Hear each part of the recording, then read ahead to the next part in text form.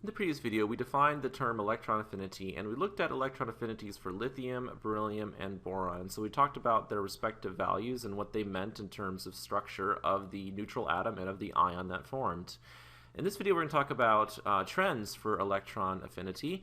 And in terms of a group trend, some textbooks will tell you there's a modest group trend. Some textbooks will tell you there is no group trend. At any rate, there is more of a clear trend going across a period, and so that's the one that we're going to look at instead. And so if we analyze some of these numbers, we'll start with boron here. So boron gives off 27 kilojoules per mole of energy when you add an electron to the neutral atom. When you move on to carbon here, more energy is released, right? 122 kilojoules per mole. And if I look at oxygen, 141 is given off, so an increase. And finally, fluorine, 328 is given off, so even more energy is given off. And remember, the more energy it's given off, the more of an attraction the nucleus has for the electron, so therefore the more affinity the atom has for the electron. So electron affinity increases. And that bothers students sometimes because they think about this negative sign. But remember, that negative sign just means energy is given off. So just think about the magnitude if the negative sign is confusing to you, right? So fluorine would give off 328 kilojoules per mole, so that would be the most. So once again, as you go across a period, in general, there's an increase in electron affinity.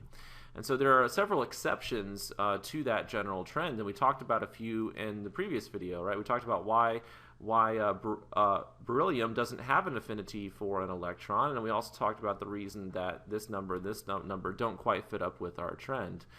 And so first let's talk about why that general trend is true. So as you go across a period, right, you're increasing in terms of nuclear charge, right? So boron has 5 protons in the nucleus, carbon has 6 protons in the nucleus. So that's an increase in the number of protons, and there's not a whole lot of difference in terms of electron shielding, and so your effective nuclear charge increases as you go across a period. And so the effective nuclear charge is the charge that the electron that you're adding would feel, and so therefore, since your effective nuclear charge is increasing, the electron that you're adding to the neutral atom would feel more of an attractive force, and so therefore the atom has an increased affinity for that electron. And so that's the reason for the general trend that we see here, right? So the reason for these numbers for boron, for carbon, for oxygen, and for fluorine, right? Increased number of protons in the nucleus.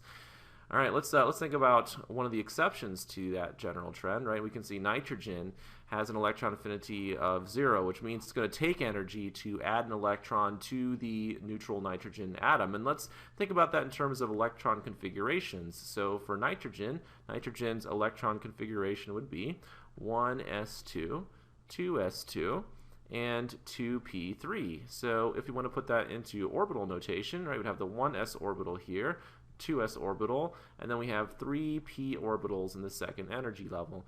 So let's fill in those electrons. So we have, let's go ahead and change colors here. We have 2 electrons in the 1s orbital, so those would be our 2 electrons. 2 electrons in the 2s orbital.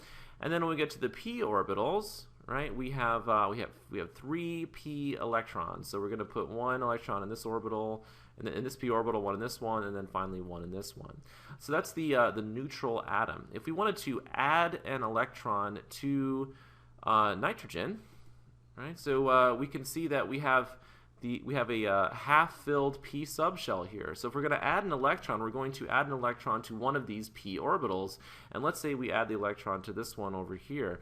Right, so the electron that we added to magenta, right, has to occupy the same space as the electron in green. So when we spin pair those electrons there, that increases the amount of electron-electron repulsion, right, because those 2 electrons are occupying the same orbital there. And so that, of course, that extra repulsion means that this is not energetically favorable. So if we were to add an electron to nitrogen, right, we'd have a negative charge now, and this would no longer be 2p3, this would be 2p4.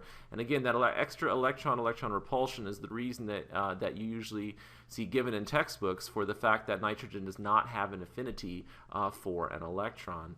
So let's talk about neon next, right? So neon's over here, and neon also does not have an affinity for an electron, so an electron affinity of 0 here. So let's think about why that is the case, Right? So the number of protons in neon is 10, right? Its atomic number is 10, so there are 10 protons in the nucleus, so 10 positive charges in the nucleus like that.